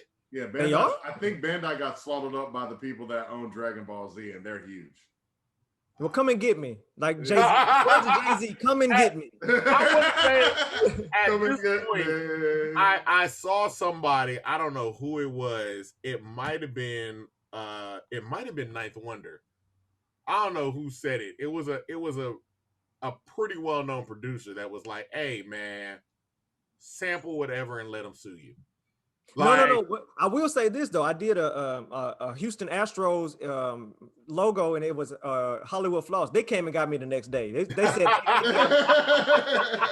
not gonna lie about that one." Houston Astros, whoever does their PR, they came and got me like 16 hours later. Like they were like, "Take this down." Right? Like, okay, so they're on it. We can cheat, but you can't. Right? Wow. They came and got me literally 16 hours later. I had sold one hat and they said, "Take this down." Game recognized game on that one. They was like, "Nah, we not doing that." They got me. They Power Rangers, Marvel, they chill. Houston Astros, I love you. Y'all came and got me. Yeah, I did. I forgot about that one. They did come and get me. Who is the dude on the Astros scouring the internet like just like smoking a cigarette? Like, nah, it ain't. It is a team of 18-year-olds. Look, it was like a Hollywood Floss with the same Astros logo, but it was a dad hat. I sold one. I had to refund them the next day. And it was like, "We can't fulfill your order. The Houston Astros have put in a cease and desist." They don't even have the hat. Damn. Dang. I'll be rocking that hat hard. So yeah, that was. I forgot about that. They came and got me. So shout out to the Astros. They came and got me quickly. Yeah. But everybody else has been pretty cool about it. Beavis and Butthead, I did one of those that says like Hollywood Floss rocks, or I still got that one up. They let me make it. So I guess it just depends. Yeah, it just depends on who's gonna come out there and defend themselves. But I think that's why Ninth Wonder, or I might be attributing this to Ninth Wonder. This is just going in the music end. He was like, "Man, sample and see what happens." Like at this point now, with the amount of music that's out there and everything like that, you see what happens. If you get popular enough, you pay them or you give them the song that at least got you your notoriety, and then you go for it. Yeah, Juice WRLD, I mean, Juice WRLD, rest in peace. But that song catapulted him to be able to release an album. Yeah, and if he hadn't done that song, I don't think we would have been talking about Juice WRLD. And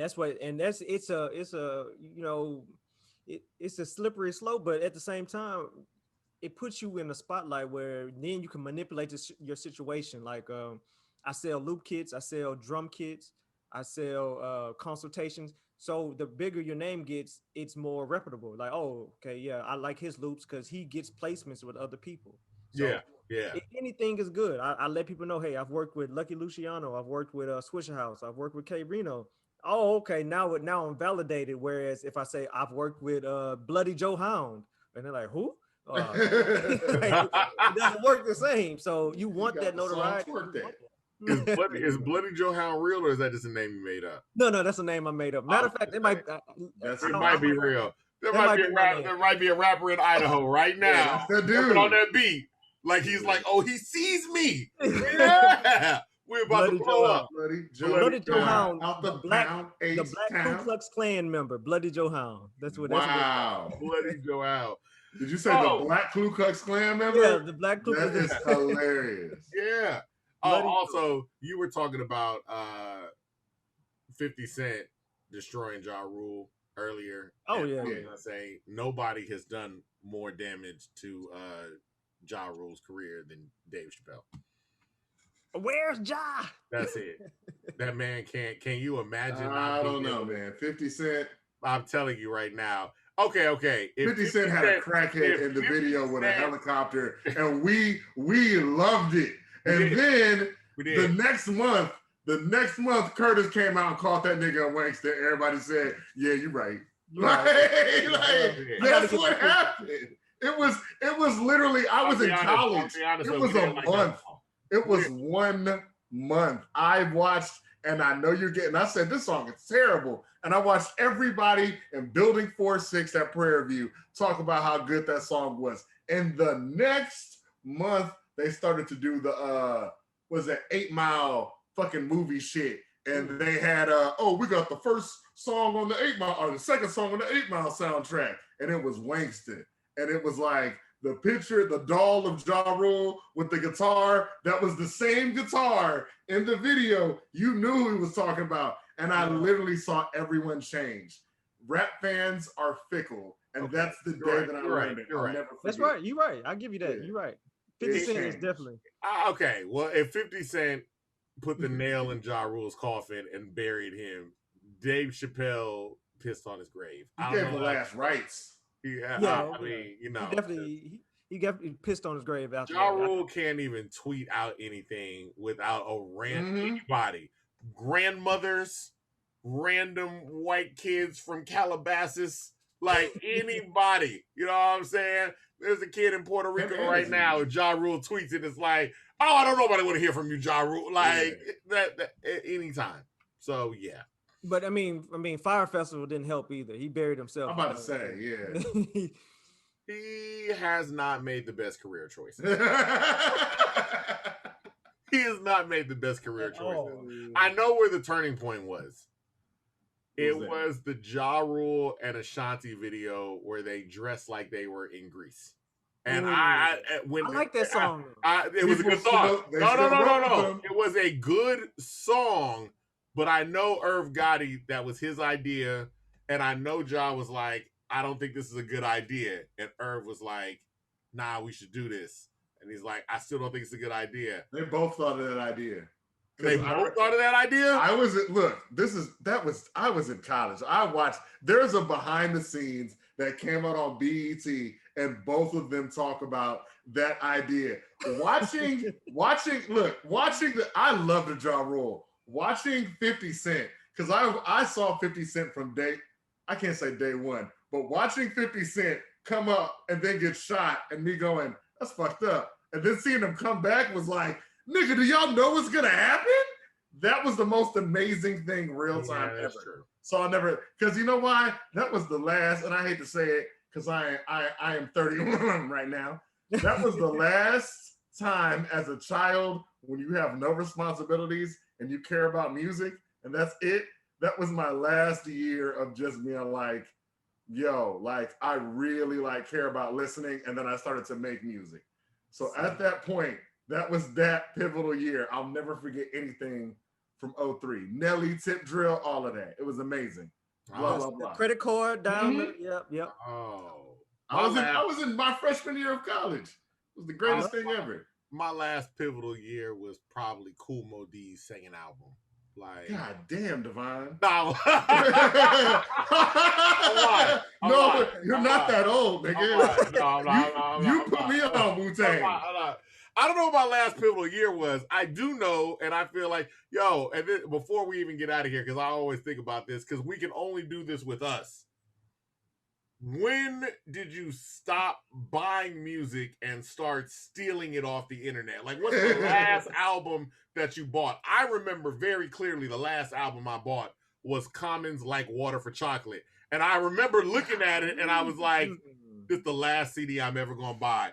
And it was. It was the last CD I bought. I got two answers. It's two answers because we're going to let our guests go last. It was Ghostface, Pretty Tony LP, and then Devon, my brother, started stealing music, and he wouldn't steal like everything. I wasn't able to get to him all the time. So then the last CD, there was a break in between where he was stealing, but the last CD period that I purchased was Pharaoh Monch. I can't remember the title. It wasn't the one with Get the Fuck Up. It was the one after that. Okay. Like oh, okay. Yeah. Okay. It was like Freedom or some shit. Yeah. That was it. Yeah. I'm thinking, see, because I used to, that was my college hustle, allegedly. That was my college hustle. No, don't worry. Allegedly. The statute of limitations is over on that, baby. Yeah.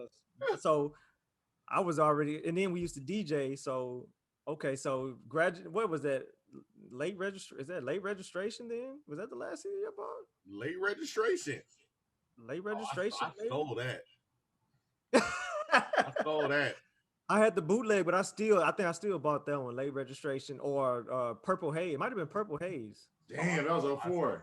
Yeah, 04. Yeah. Yeah, because late registration was 05. Yeah, so it might have been Purple Haze or late registration. One of those two. Yeah. Yeah, man. So it could have been either one, because Purple Haze was like late 04. So yeah. I remember. I was like, I saw that video. I had to go get the CD. I was like, yeah, of course. Yeah. Oh, see, the internet ruined me. I was like, nah, man, it's too. It was the internet coupled with Apple releasing that huge iPod. I was like, dog, I'm never gonna be able to change the game stuff legally. Steve Jobs know my heart. Like, you know damn well when you gave me this, I couldn't pay for this. Like, this thing cost $300 and it's gonna cost me like $80,000 to fill up. You know I'm about to steal. Like, that doesn't make any sense. That's like selling me a car and you're like, here's the car for $20,000, but it's gonna cost you $500,000 to fill it up. You know I'm about to steal. You know what I'm about to do. Devon stole everything to the point where we've had the same music program since then. So I loaded all the music on there. So when people were like, Reasonable Doubt is not on no streaming except for Tidal, I was like, it is? When they said Aaliyah's catalog has never been released, I was like, what are you talking about? I have all of it. Devon has given me so much that even on bringing it back to Ja Rule, he gave me Ja Rule's first album before it came out, and there's a song with Case on it that the original version has R. Kelly on it. There's so many songs. Devon gave me the version of the first version of the Shine song Bad Boys without Barrington Levy on it. Barrington Levy. Says, what type of nigga leaves you dead in the street? Bad Boy. Like, he gave me all them songs. Yeah. But see, that's what it was originally for. It was to get unreleased concerts, unreleased freestyles from Eminem. We just took it to the next level. Oh, we did. Oh yeah. It was supposed to get we were only supposed to get the B-sides and rare footage from Napster. We took it and got the whole thing from them. So I knew it got out of hand when I had Machiavelli like 1 through 18. And I was like, dang. Like, I have so many Machiavelli albums, and I was like, dang, it doesn't make any sense how much. So when they started releasing all those posthumous Tupac albums, I heard all them songs. I was interviewing a rapper one time that had a Tupac verse. And we were talking because he's like, dog, ain't nobody heard this Tupac verse. And I said it. Like, I was like, dog, I heard this verse. It's out there. Like, you got to get on Kazaa. Like, I know you out in the streets, but I'm out in these internet streets. I mean, these internet streets. That's what it was originally for. But, you know, of course, they start uploading the professional stuff. It was just for the outtakes. And I don't know what happened after that. I got smart to it when we had high-speed internet. And remember when everybody had an internet page for no matter what? Like, you did something and then it'd be www.yournamehere.com. And I remember Joe Budden's first album, because I'm a part of the reason why his career failed. He put his album out. Go to www.joebudden.com. I read the track listing, downloaded each and every single one of those tracks, went to Dulles the next day. Pusha Man. $5 a allegedly. This is a story that I'm telling that could have happened. Man, shout out to Boxton, shout out to Nike Talk, man. That is what grew me up on the music, man. Shout out all of those sites, man. Yeah, because I'm about to say, I mean, I know people would be like, yo, streaming is what got me back into legally purchasing music. Yeah. I wanted to help my favorite God, artist. I'm never But buying it. but the bad part about it is when you could steal, rather, you would get those exclusives, but now you can't find them. Like even on YouTube, like what is it? Kanye West Spread Your Wings. They took that off the internet.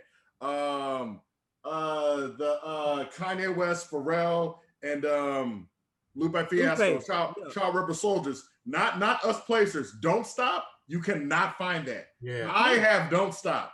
I look for Don't Stop. In fact, it's one of my dating things. I play Don't Stop, and girls go, "What? Where did you get this song? Because I've never heard it." And that came out on Good Friday. You can't find it nowhere.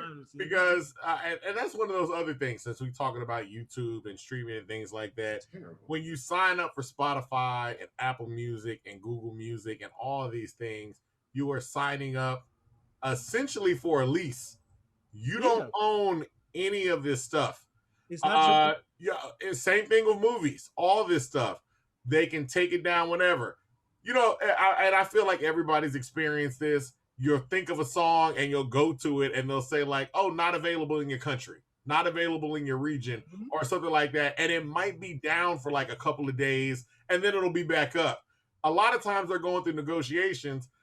Record companies can take songs down whenever. Our samples don't get cleared. I tell people all the time, and probably because I might be the only one, Memphis Bleak and Beanie Siegel got a song on Memphis Bleak's second album, What You Saying, that does a remix of an old song. They just took it down. You go to the album, it's the words are there, but they're like, "Oh, you can't listen to this," because it was. I remember that song. Yeah, it's not up. You got to go find it on a YouTube, and if YouTube gets alerted to it, they'll take it down for copyright. Number one, I've never went back to a Memphis Bleak album ever, so I commend you. 534, 534. 534 is the best Memphis Bleak album, but even then, I've heard Round Here. Dog, Memphis Time is coming. He's one hit away. Like, you know what I'm saying? He's one hit away. You're not going to listen to Jay-Z? He's one. But you know who else is one hit away? Literally everyone. So that's the thing. Yeah. Little Nas X was one hit away. He got his one hit. That's it. That's it. And that's the great thing about today's time. Everybody is literally, I don't put anything past anybody. Anybody can come out with a hit. You can begin. Ja Rule could come out with a hit tomorrow. And then he'll be right back on. And that would be the perfect time because people make fun of 50 Cent for his rapping ability now. Yeah, like that would be the perfect time for Ja to come out and be like, "Yo, I can still rap." You know what I'm saying? I'm not going to talk about 50 Cent because he's a Houstonian now and we all rep him. I thought the memes of 50 being it everywhere were hilarious. So yeah. But yeah. Full circle. 50 in front of Frenchies. I was like, y'all gotta stop. Say not the Frenchies. Yeah. So yeah. 50 being in Caros. That was in Caros. Packed. In Caros, man. 50 everywhere is hilarious. All right, Floss, before we get out of here, tell people where they can find you and merch and everything. HollywoodFloss.beatstars.com is my own little website. You can get everything from me, from beats to consultations to merchandise. And on Instagram, HW Floss. That's Instagram and Twitter. On YouTube, Hollywood Floss with the number 1, or just search Hollywood Floss. That's how you can reach me. And this is just a quick side note. If you search just regular Hollywood Floss, you can see all his old videos, like with Kid the Great and stuff like that. So hey, there you go. It's all up still there. there. And at the top, the logo thing is still there to go to his BeatStars page. I like that you still got it all. You still got it all together. Got it all arranged. Yeah, just know that if you need a beat, let me know. I'm trying to get it so that when we get big enough that we can reach back, get some kids, learn how to make some beats early on. See where we can find a new Swiss in the crowd. That's what I want. That's my lifelong goal, to find that new Swiss. The new Swiss beat. All you gotta do, just go to any daycare and don't do Swiss. Most rambunctious kid find the kid banging. Don't do Swiss like that. Find the kid banging on some pot. I'm one of those people. Hey man, when Swiss hits, he hits. Yeah. But when he doesn't, hey, the one on the Drake album, the first Drake album. Oh, you fancy, huh? Fancy. Oh, you fancy, huh? That is Swiss. Yep. That is Swiss. Yeah. And he sold that beat by dancing because I know he danced that whole time to Drake. Like, still, this is not Swizz, but still, there's one session. Devon knows this. If I had a time machine, I could go back to one music session, one recording session. Where you going? It would be Dirt Off Your Shoulders. I would take a pail of water and throw it over the SSL board and leave. You don't like that beat. I've heard you. You don't like that beat. That song is terrible. That beat is terrible. That it's the bounce, man. That is a terrible. Wow, that's a beat where I know he goes. I should have sold that beat, y'all. I should have sold that beat. Let me before we get out here. Who's your maybe your top 2 beat pickers of all time? Top 2 beat pickers of all time? Oh, beat pickers? Yeah. Rick Ross. Wait. Let's do top 2 best beat pickers and top 2 worst. Go ahead. Okay. Rick Ross. Look, I could just do one or the other. Rick Ross and Nas. Yes, Nas picks bad beats. It's not a myth, nigga. Come and get me. What's the one that had that? Shoot 'em up and shoot 'em up. Nostradamus. All of Nostradamus. Okay, half of it was written had bad beats. It was written a good album? Yes. He wrote around those beats, but it's like Belly. I like the movie Belly. Is it a good movie? No. Do I like it? Yes. Yeah. That's what it was written was. So wait. So Rick Ross and who else? Rick Ross picks the best beats. Nas picks the worst beats. Okay, I got you. I can't think of anybody. I got 2 on mine. I got for best beat pickers, Rick Ross definitely picks the best. Yes. I feel like that's across bar none. Fat Joe. Ooh. Fat Joe. You're right. Picks some incredible beats. That's a good one. For worst, agreed. Nas and not too distant, Cassidy. Come on, man. Cassidy. And it's not because you have great rapping ability, but not only does Cassidy pick bad beats, but then when Cassidy tried to showcase his beat making ability, I was like, oh, well, you come from an honest place. You are horrible at picking music. We are forgetting Joe Budden. Oh, yes. Joe Budden is picked. Was it the actual beats or the mixing of the beats? Okay, you're right. The mixing was bad. Joe Budden is mixing, and he's from Jersey, so he likes 80s guitar. Like, that's the thing. I was going to pick that up. I don't like the beat to 1,000 Faces. They love, like, people from Jersey love a Phil Collins sample. Like, they love it. Like, you know what I'm saying? They love to stand outside in the cold and smoke a cigarette, talking about they can feel it in the air or they can feel it coming. Like, that's what they like. So I'm not going to knock him necessarily for that. I'm going to go, everybody, Rick Ross, but you took my Fat Joe. That was my sleeper. So I'm going to go The Game. I love The Game. The Game does. He picks great beats. And of course. The Game would be such an incredible artist if he just be quiet. Wait, how are we forgetting to fucking Freddie Gibbs? Oh.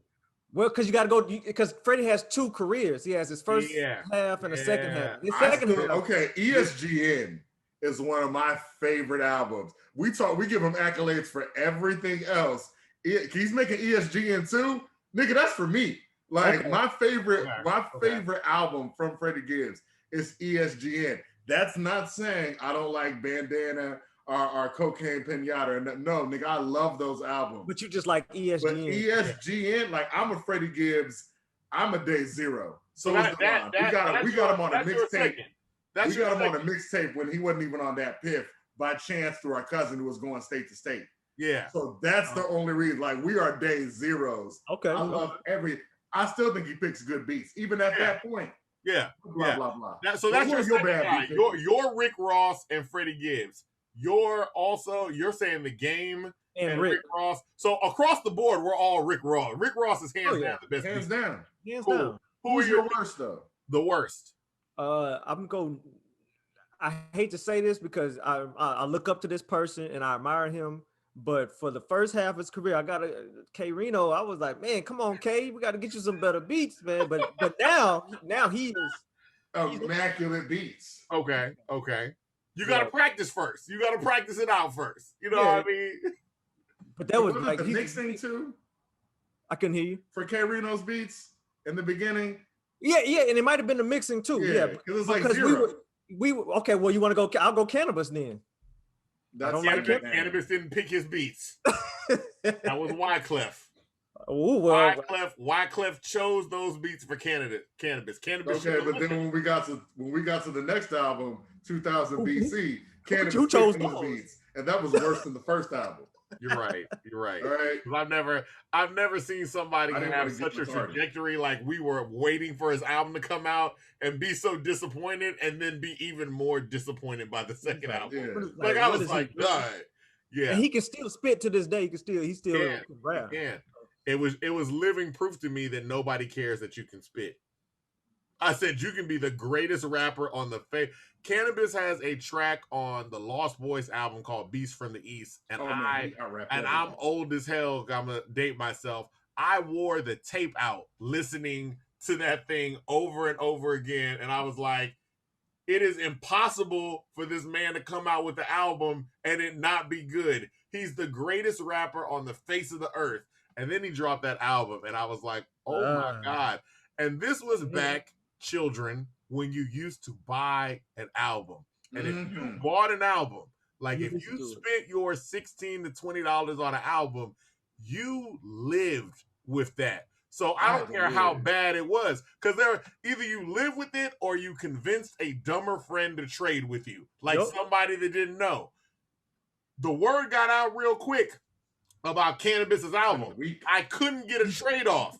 Yeah. So I jammed that album for at least 6 months trying. I tried my hardest. Rap albums is garbage. Get retarded. Oh my God. I tried my hardest to get that album going, and I was like, yeah, man, it's I'm like, this ain't the same dude from 4321. This ain't the same dude from that Lost Boys album. He had that song with those two girls, and he was talking about boy meets girl. Girl really likes her and all that. He had the video. Y'all remember all of this? No. It was bad. Listen, my humble opinion, I need y'all to get that merch, and I also need you guys to I want you to add to the channel on YouTube album reactions. I need that. Oh yeah. We gotta do that. We gotta get on that and just do straight. Yeah, we said we're gonna do movie reviews and album reactions. That'll be dope. Album reactions and movie reviews, because I think we got pretty. I'm not gonna say good taste. We have we have some opinions on some. Yeah, movies. We're personalities. Now, when you're doing it, we got some opinions on some movies. And when you're doing it, only play like 8 seconds of a track, because you get copyrighted. You can't get paid if you get copyrighted. Oh wait, okay. So let's talk about that. So 8 seconds. That's the number. Yeah, 8 seconds or below, you can still get paid. Like if I do a DJ Khaled album, I would only play 8 seconds and say, oh, I like the snare or I like the kick, but then I would turn it off, because after that, they coming to get the whole video footage. Real quick, 8 seconds as a whole, or can I do like 4 seconds and then another 4 seconds later? No. So for each track, but even then, that's a little too much. So like for track 1 that you like, 8 seconds, and then track 6, 4 seconds, something like that. Just spread it out. We get it. See, okay, we know. We need you on this podcast. Yeah, man. I want to see that. That's easy money. Reaction videos is the #1 thing right now on YouTube. I was trying to get that. I mean, nobody's gonna see this. The women that I be dating, I'll be trying to get. Let's do reaction videos. That'd be cool. And then I fuck it up by cheating. So I'll be like, damn, man, like, I want to have a reaction thing. I was trying to do that for the past year. That is the #1 thing on YouTube right now, reaction videos. That's you have a reaction video to your relationship. That's hilarious. And look, this has been another In My Humble Opinion podcast. We want to thank Hollywood Floss for coming by. I like conversations like these because we know him, and it's more of we talked in the beginning, and then we talked. So we could have kept going, but we got to cut it off because you know what? People got stuff to do. He has stuff to do. We got stuff to do. It's Mother's Day. Me and Devon got to go work out. We got some stuff coming. It's going to be a great day for you guys. Once again, I want to thank you guys, like I said, for coming out or staying in. In my humble opinion, it's been Avery, like a very nice guy. That has been Jess Devon, and we've been with Hollywood Floss. Humbly yours. In my humble opinion, H-Town's too sweet. H-Town's too sweet.